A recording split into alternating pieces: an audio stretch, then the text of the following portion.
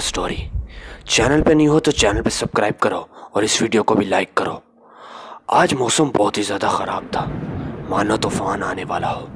लेकिन इस तूफ़ानी रात के अंदर दिल्ली से एक ट्रेन आगरा की तरफ आई। इसी ट्रेन से दिल्ली से एक लड़का आगरा की तरफ आया। 26 साल का लड़का नितिन, जो एक यूनिवर्सिटी के अंदर पढ़ता था, एक असाइनमेंट के सिलसिले में दिल्ली से आगरा की तरफ आया। लेकिन यहाँ पर उसका कोई जानने वाला नहीं था जिसके घर वो रिहाइश कर सके। लेकिन उनकी यहाँ पर एक हवेली थी जो वो काफ़ी सालों पहले छोड़ चुके थे। उस हवेली का नाम लोगों ने बेलास हाउस रख दिया था। लोगों का कहना था कि वहाँ पर एक आत्मा रहती है जो लोगों को जिंदा खा जाती है, इसलिए भी कोई भी वहाँ पर रहना नहीं चाहता था। लेकिन नितिन की यहाँ पर बचपन की यादें जुड़ी थी। उसने अपने बचपन के 6 साल यहाँ पर गुजारे थे। उसने यहाँ पर काफ़ी कुछ सीखा था और काफ़ी कुछ खोया भी। नितिन की वहाँ पर एक बहन थी जिसका नाम नताशा था। नताशा अक्सर बीमार रहती थी, लेकिन वो नितिन से बहुत ज़्यादा प्यार करती थी। उसका और नितिन का रिश्ता बहुत ही ज़्यादा अच्छा था। लेकिन एक रात कुछ ऐसा हुआ जिसकी वजह से नताशा उनकी ज़िंदगी से हमेशा हमेशा के लिए चली गई। 26 मार्च 2021, जब आसमान पर बिल्कुल बादल छाए हुए थे, नितिन की फैमिली को नताशा की लाश उनके स्टोर रूम से मिली। उसकी लाश के ऊपर एक चॉपर रखा हुआ था जिसकी वजह से उसका सर कट चुका था और खून बहने की वजह से उसकी मौत हो चुकी थी। वो लोग नताशा की मौत का सदमा बिल्कुल बर्दाश्त नहीं कर सके, इसलिए वो आगरा छोड़कर हमेशा हमेशा के लिए दिल्ली चले गए। नताशा की मौत को अब 20 साल गुजर चुके थे। नितिन यहाँ पर 20 साल बाद आ रहा था। वो अपने घर को देखकर बहुत ही ज़्यादा हैरान हो गया। गार्डन में बड़ी बड़ी घास उगी हुई थी। बंगला ऐसे था जैसे कोई भूत बंगला हो। लेकिन बंगले में दाखिल होने से पहले उनका चौकीदार बाबू उसे रोक लेता है और उसे कहता है कि बाबूजी, आप काफी सालों बाद यहाँ आए हैं। यहाँ काफी कुछ बदल गया है। ये हवेली अब भूतिया हो गई है। आप यहाँ रात को इसके ऊपर वाले हिस्से में मत जाना। वहां पर एक रूह छुप कर बैठी है जो लोगों को मार देती है। ख्याल रखना बाबूजी। लेकिन नितिन उसकी बातों पे बिल्कुल तवज्जो नहीं देता और अपने घर के बारे में सोचता है कि मेरे घर की वैल्यू गिराने के लिए सब कुछ कर रहे हैं। नितिन अपने घर के अंदर दाखिल होता है। वो देख के हैरान होता है। कितने साल हो गए, घर की हालत बिल्कुल खराब हो गई है। अब इसे बेचना ही पड़ेगा, नहीं तो लोग इसे भूत बंगला समझने लगेंगे। आंधी और तूफानों ने घर का पूरा नक्शा ही बदल रखा था। नितिन को अपना घर पहचान में नहीं आ रहा था। जंगली जानवरों ने अलग उस घर को तबाह किया हुआ था। उन्होंने वहां पर बसेरा बना रखा था। नितिन को अब उस भूल भुलैया में एक कमरा तलाश करना था जहां पर वो कुछ आराम कर सके।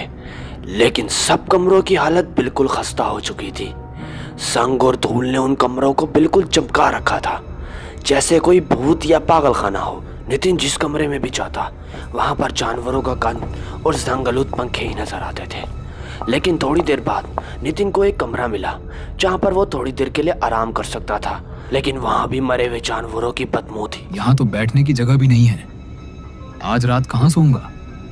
मुझे घर कॉल करके सब कुछ बताना होगा। नितिन उधर थोड़ी ही देर के अंदर थक गया था और तंग आकर अपने घर वालों को कॉल मिलाने लगता है और सारी बात बता। क्या यार, यहाँ तो नेटवर्क ही नहीं आ रहा।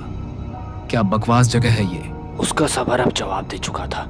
जंगलों के दरमियान होने की वजह से वहां पर नेटवर्क के सिग्नल नहीं थे। भाड़ में जाए चुड़ैल, मैं जा रहा हूँ ऊपर। शायद कोई ऊपर कमरा हो जहां मैं थोड़ी देर आराम कर सकूं। नितिन उस चौकीदार की बातों को नजरअंदाज कर देता है और छत की तरफ जाने लगता है। ताज्जुब की बात यह थी कि एक कौवा हमेशा नितिन के पीछे था। नितिन देखता है कि कुछ टूटी फूटी सीढ़ियां छत की तरफ जा रही हैं जहां पर एक काला स्याह सा कमरा है। काफी साल गुजरने की वजह से नितिन अपने घर का नक्शा भी भूल चुका था। उसको कुछ भी याद नहीं था कि कौन सा कमरा कहां पर है। नितिन उस छत पे जाता है। नितिन के छत पे पैर रखते ही वो चुड़ैल जाग जाती है। हैरत की बात यह थी कि वो कौवा भी उस चुड़ैल का था जो उसका साथ दे रहा था। वो चुड़ैल काफी सालों से किसी का इंतजार कर रही थी। नितिन वहां पर एक वॉशरूम के अंदर जाता है। उसके जाते ही वो बड़ा सा आईना वहां पर टूट जाता है, जिसे देखकर नितिन थोड़ा घबरा जाता है और उसके दिल में कुछ खौफ पैदा हो जाता है।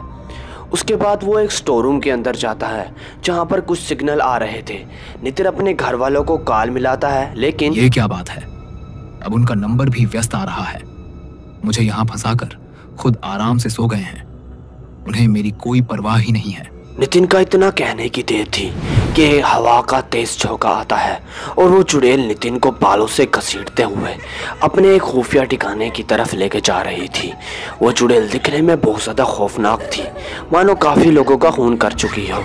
लेकिन वो चुड़ैल नितिन को एक बेसमेंट के अंदर लेके जाती है, उनके घर का बेसमेंट। नितिन की जब आँख खुलती है, उसके आंखों के आगे अंधेरा था और पूरा घर घूम रहा था।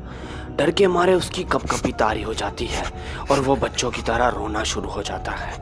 थोड़ी देर के बाद एक अजीब सी आवाज़ आती है और वो चुड़ैल उसके पास आने लगती है। वो उसे कहती है, कैसे हो नितिन? मैं तुम्हारी बहन नताशा हूँ।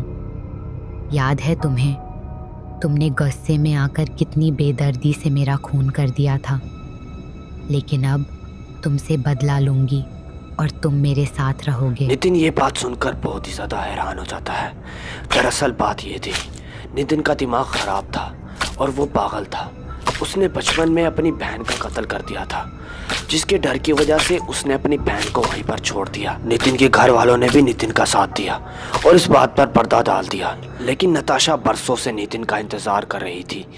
वो उससे अभी भी उतना प्यार करती थी, लेकिन नताशा ने नितिन को मार दिया और उसकी रूह को हमेशा हमेशा के लिए उस हवेली के अंदर कैद कर दिया। नितिन की रूह हमेशा हमेशा के लिए अपनी बहन नताशा के साथ रहेगी। लेकिन अगली सुबह जब बाबू आया, मैंने बाबूजी को कहा था कि ऊपर वाले हिस्से में मत जाना, लेकिन उन्होंने मेरी बात नहीं मानी। अगर वीडियो देखने में थोड़ा सा भी मज़ा आया तो मेरी इस वीडियो को लाइक और चैनल को सब्सक्राइब करो।